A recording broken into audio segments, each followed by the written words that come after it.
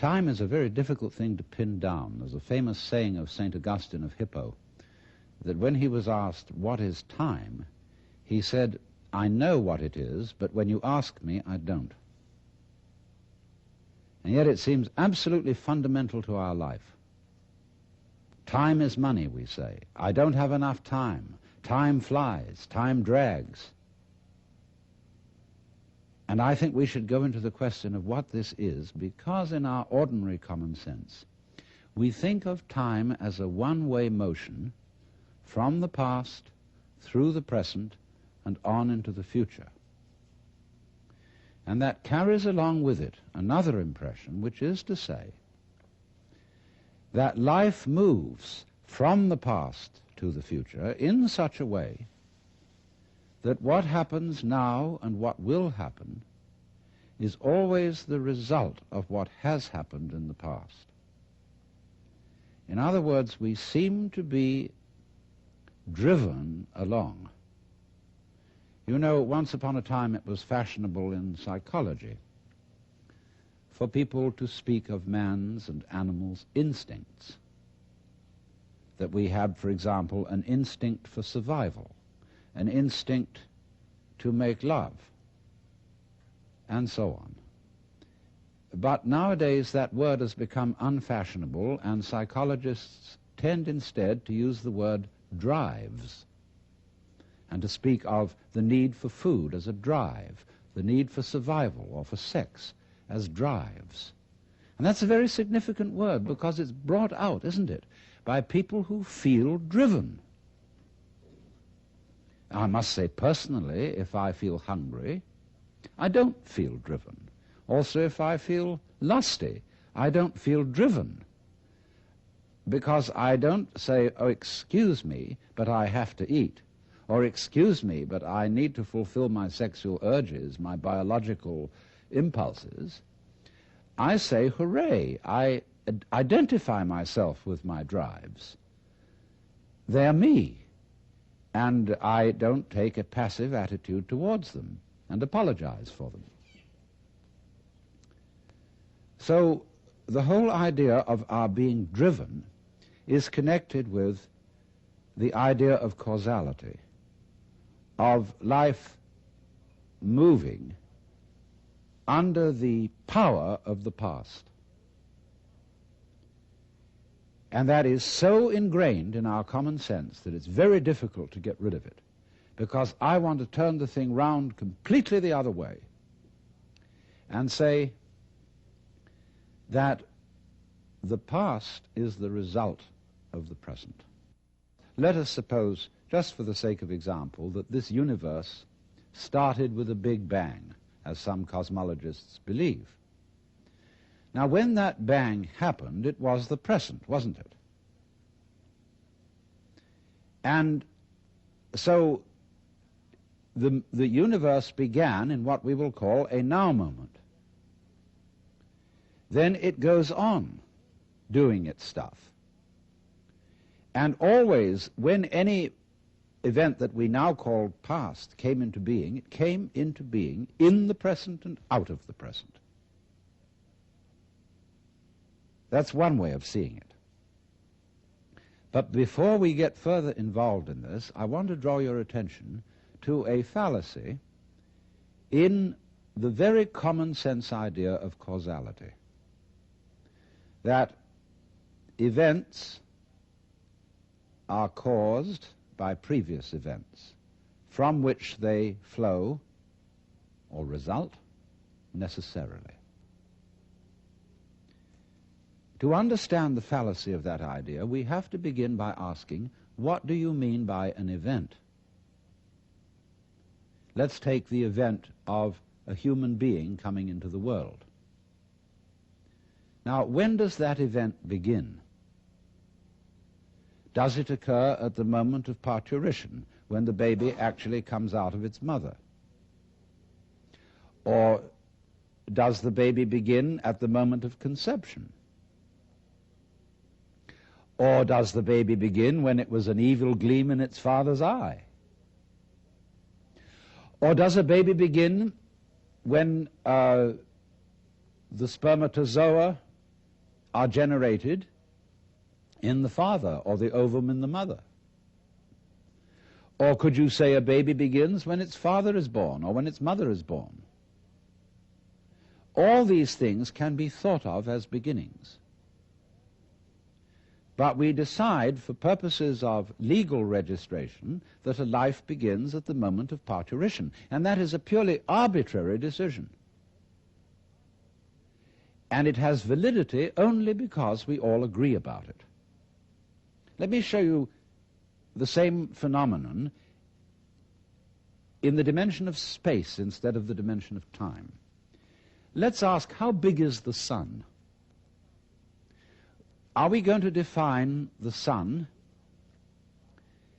as limited by the extent of its fire? That's one possible definition. But we could equally well define the sphere of the sun by the extent of its heat. We could also define the sphere of the sun by the extent of its light. And each of these would be reasonable choices, except that it's rather difficult to keep track of the extent of its light, because we're inside it. And therefore we have arbitrarily agreed to define the sun by the limit of its visible fire. But you will see in all these, by these analogies, that how big a thing is, or how long an event is simply a matter of definition. Now, therefore, when by simple definition, for purposes of discussion, we have divided events into certain periods, we'll say the First World War began in 1914 and it ended in 1918.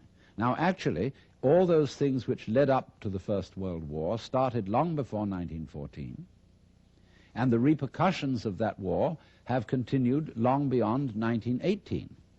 How are we to distinguish an event from its repercussions?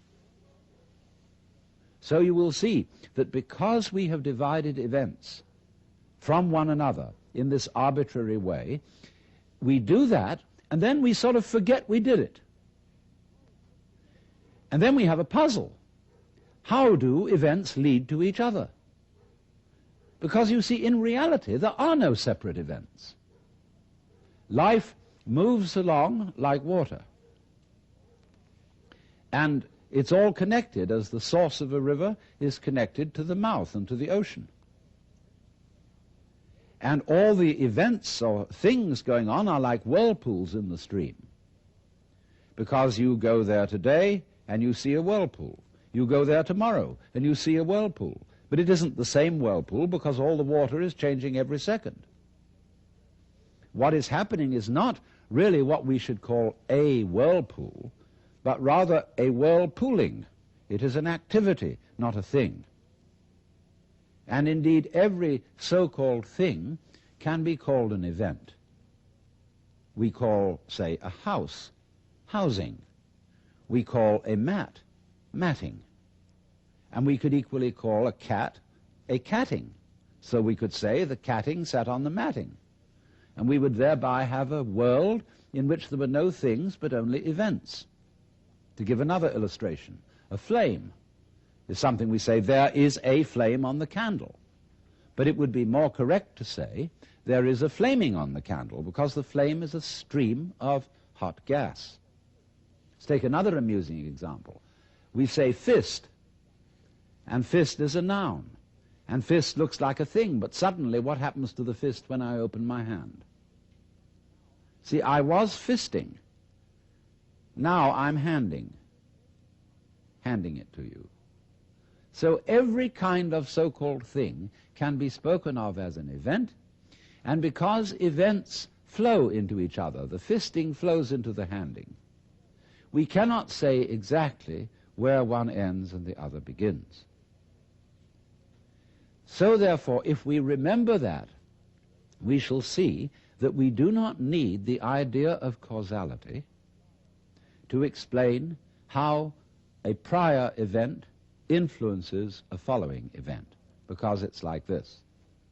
Supposing I'm looking through a narrow slit in a fence, and a snake goes by I've never seen a snake before, and this is mysterious.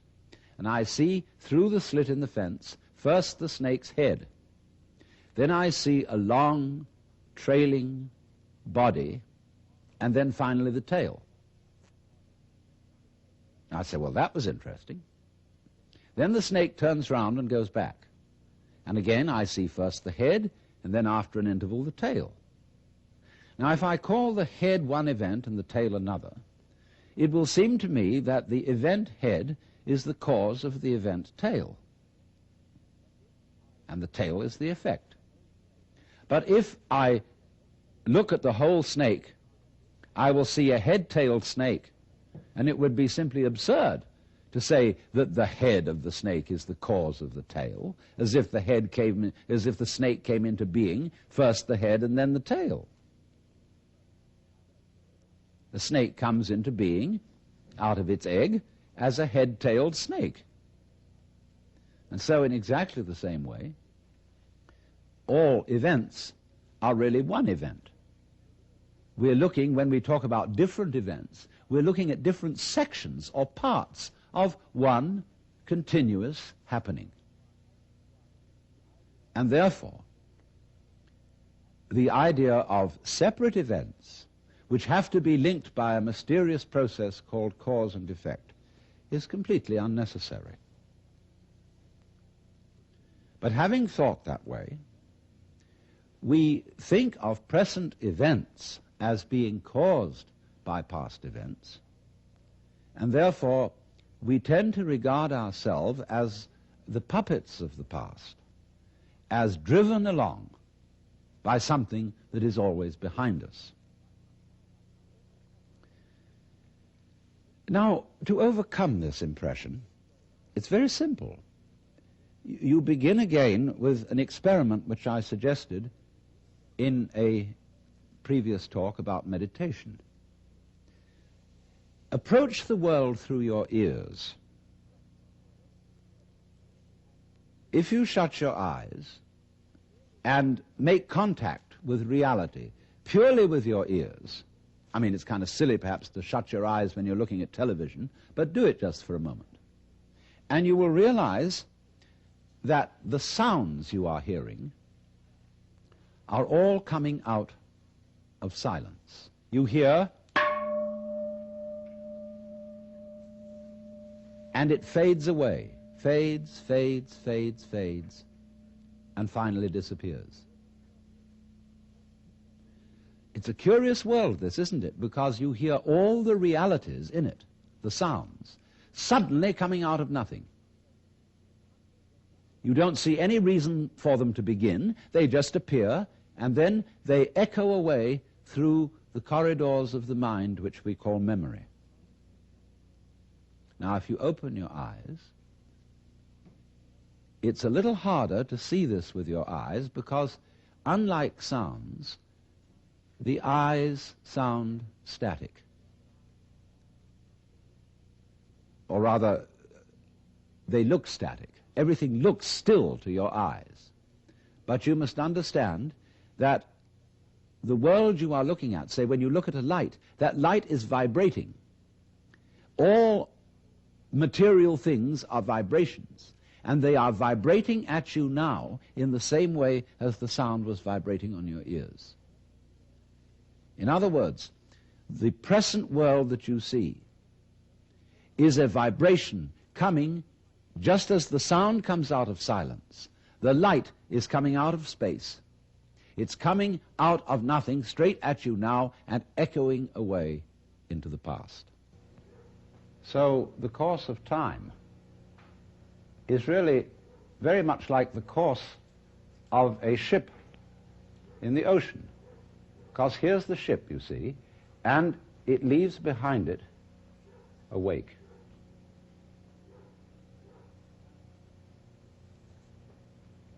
And the wake fades out, and that tells us where the ship has been, in just the same way as the past and our memory of the past tells us what we have done. But as we go back into the past, and we go back and back to prehistory and we use all kinds of instruments and scientific methods for detecting what happened, we eventually reach a point where all record of the past fades away in just the same way as the wake of the ship. Now, the important thing to remember in this illustration is that the wake doesn't drive the ship any more than the tail wags the dog.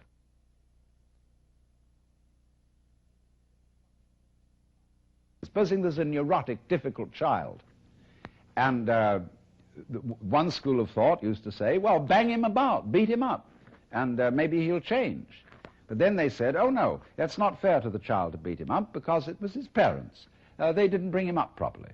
And so then they say, well, punish the parents. Or the parents say, excuse me, but our parents were neurotic too, and they brought us up badly, so we couldn't help what we did. And so since the grandparents are dead, we can't get at them. And in any case, supposing we could, we would pass the whole blame back to Adam and Eve in the Garden of Eden. And they say they started all this mess. But then Eve would say, no, the serpent tempted me and I did eat, and it was the serpent's fault. Well, you know, when God, in the story of Genesis, asked Eve, didst thou eat the fruit of the tree whereof I told thee thou shouldst not eat? She said, oh, but the serpent tempted me, and I did eat. And God looked at the serpent, and the serpent didn't make any excuse. He probably winked. Because the serpent, being an angel, was wise enough to know where the present begins. So you see, if you insist on being moved, being determined by the past, that's your game. But the fact of the matter is, it all starts right now.